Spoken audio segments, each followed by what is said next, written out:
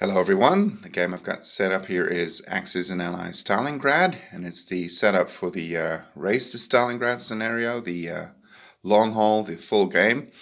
The reason for making this video is basically that I've read quite a few comments, for instance on Board Game Geek, that some people are very worried about the balance of this scenario, claiming that it's, not possible for the Axis to win it.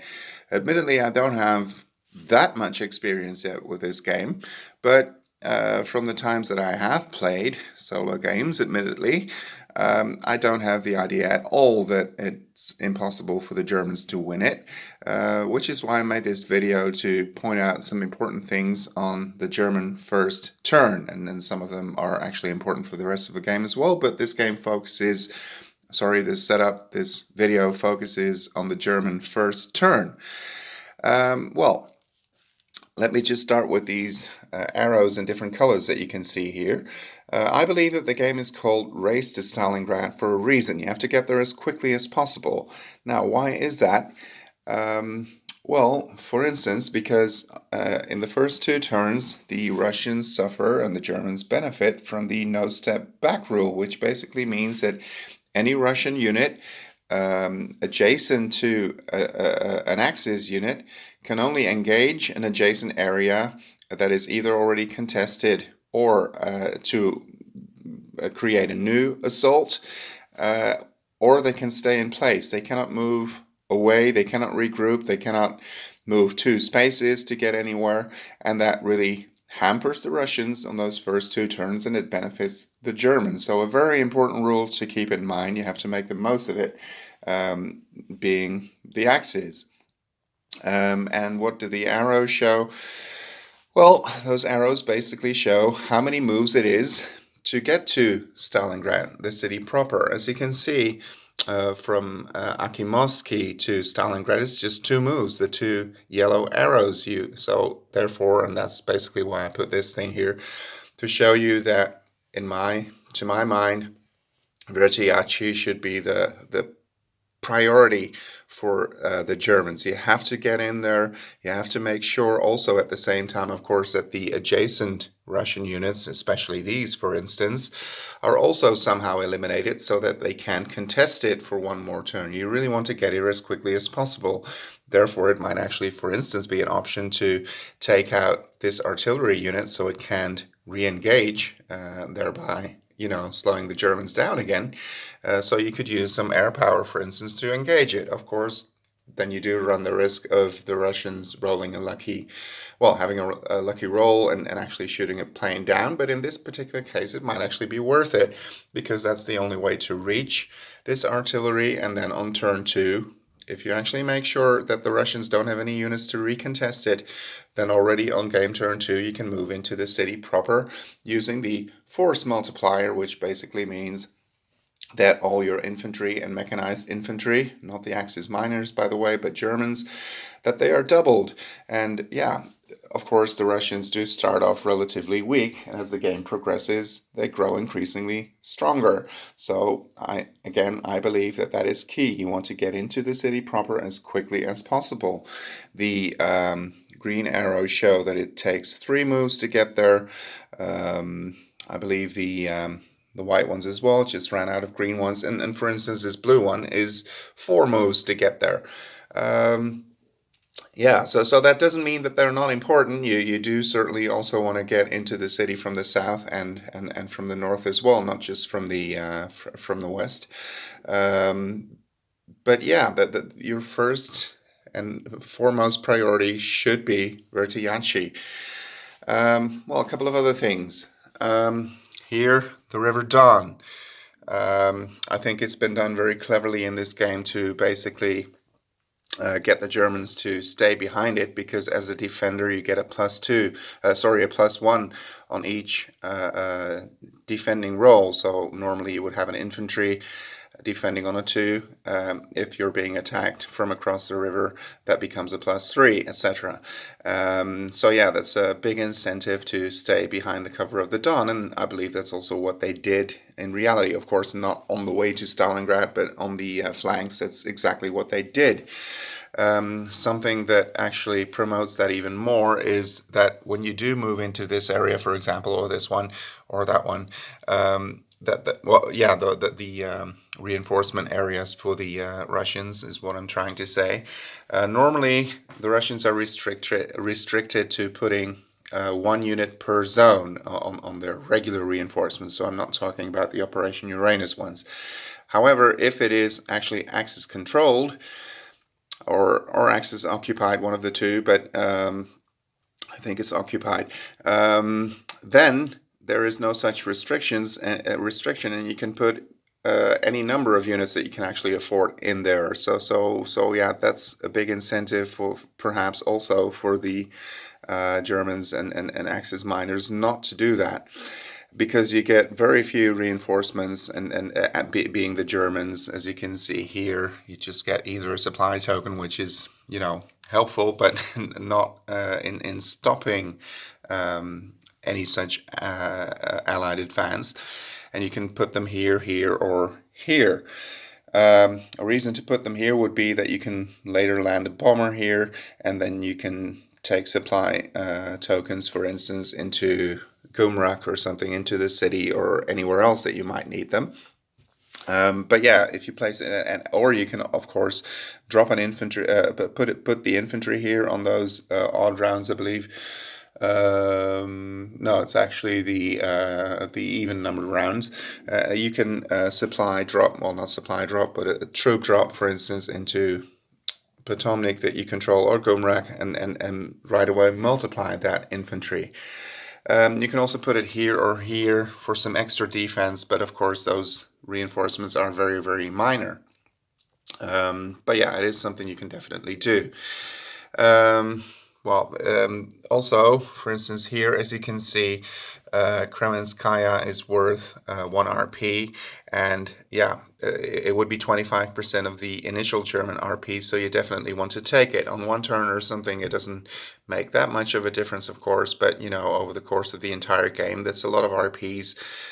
So this should be a big priority for the Germans as well to take as quickly as possible. These Russian troops over here, as I already said before, you want to prevent them from moving into Vertiachi, so you will have to engage them and make sure that at the very least, if you don't take them out, that they can't move, meaning that from an assault it becomes a battle and neither side can actually withdraw from a battle. You're in a battle until one or the other side wins.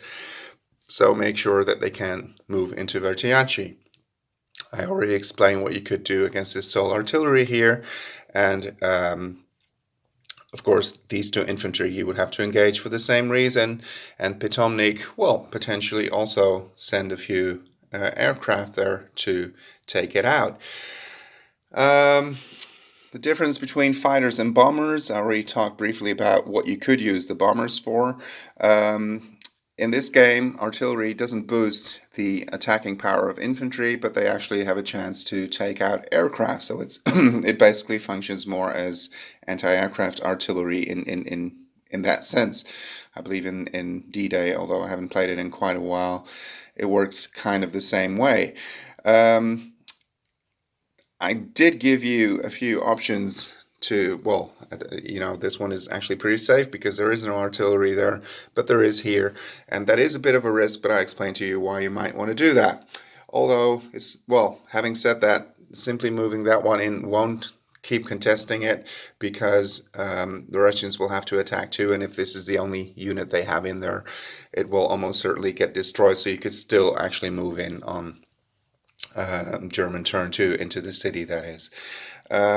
Fighters, importantly, they can actually help in a battle as well. So you could use the German fighters in here or in here where there are already ongoing battles. Bombers, however, can only be used in assaults, so not in battles. That is very important to keep in mind. So, and overall, as you can see, you have quite a few aircraft, and you cannot buy any new ones. You get one free one on every winter storm turn, but that will really be towards the end of the game. You cannot buy extra ones. So you really want to make sure that they're not shut down if it's not needed. So try not to attack into the city too much. At the beginning of the game, there is only 2 artillery. The artillery on the city board can actually hit any aircraft wherever you attack on the city board. But yeah, be careful, don't lose them. One lucky roll will cost you an aircraft, you won't get it back. So be careful.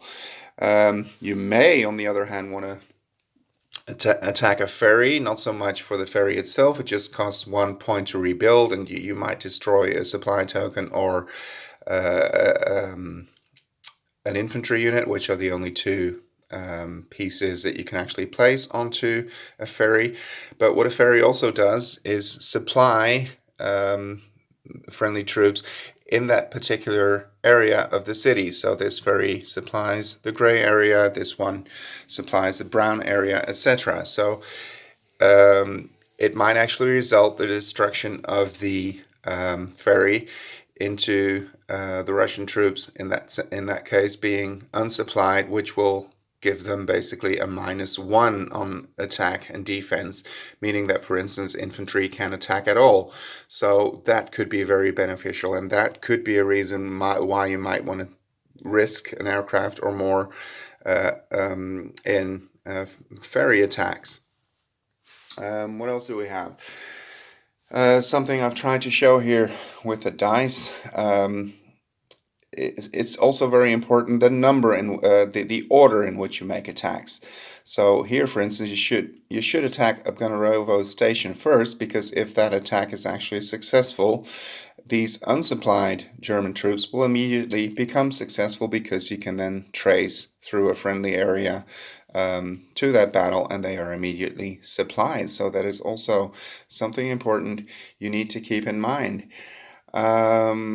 Well, I think that actually covers most of what, yeah, well, this is also very important.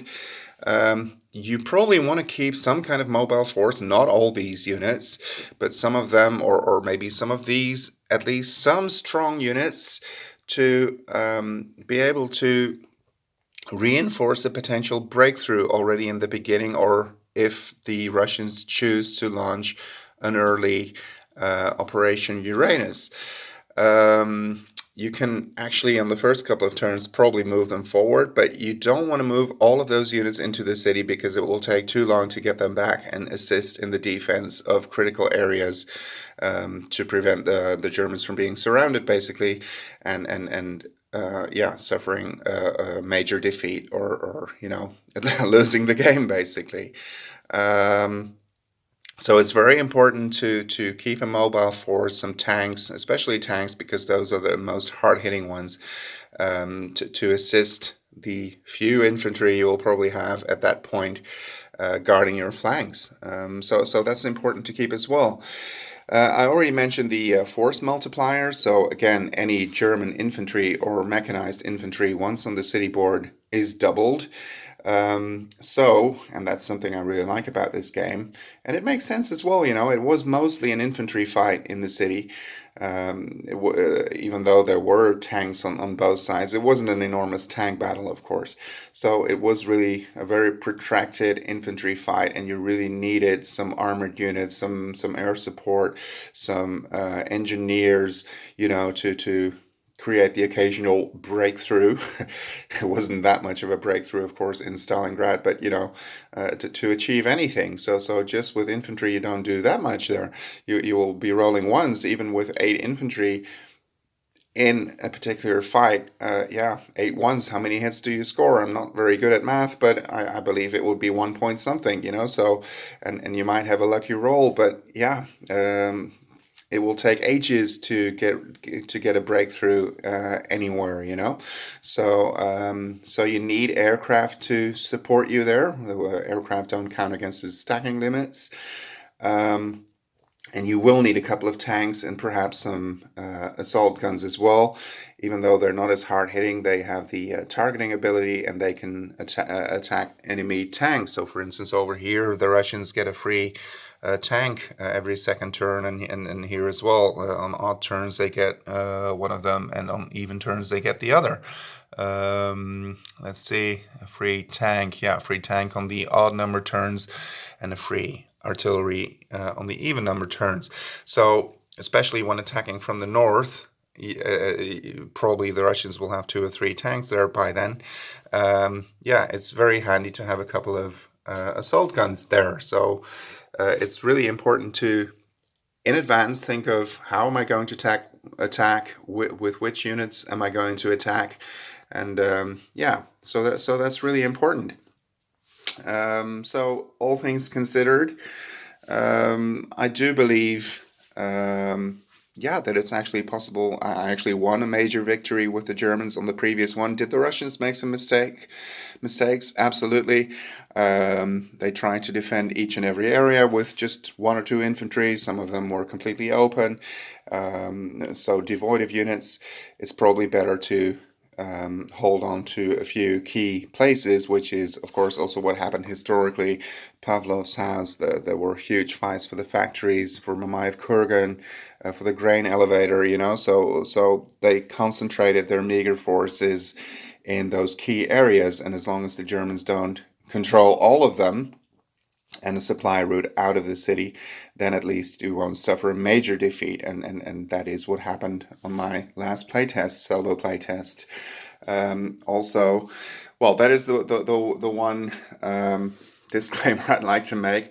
I felt like at certain points, you know, because you can place a free unit, if the Romanians or whatever Hungarians they are, those yellow units, if they just stay in place, of course 3 infantry isn't much. As I said, you won't be able to reinforce that position much, and the same goes for these. Also, depending on what the Germans do in this area, it's an already pretty strong force, and they will lose some of these units in this attack, and in this attack probably. So they won't have that many units left.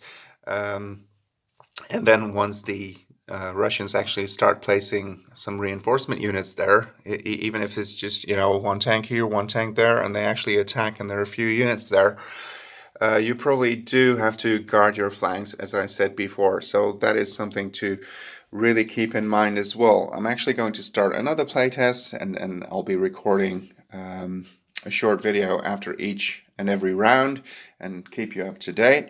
So this video was mostly meant to simply show you that I do believe that it's possible for the Germans to maybe not always win a total victory, you know, that is certainly something that the Russians should be able to prevent, I suppose, if they play cleverly. But a major victory for the Germans, yeah, sure, why not? You know, it's if, that is my opinion, if the Germans don't stand a chance whatsoever after just a handful of rounds, then you may have done something wrong. And as I said, hopefully in this video I've given you some important clues for the Germans that they should really keep in mind while playing this game, and especially in the early stages. So, thank you for watching. I hope this video has been useful to you for your German strategy, and let me know in the comments if it worked out for you. Thank you for watching.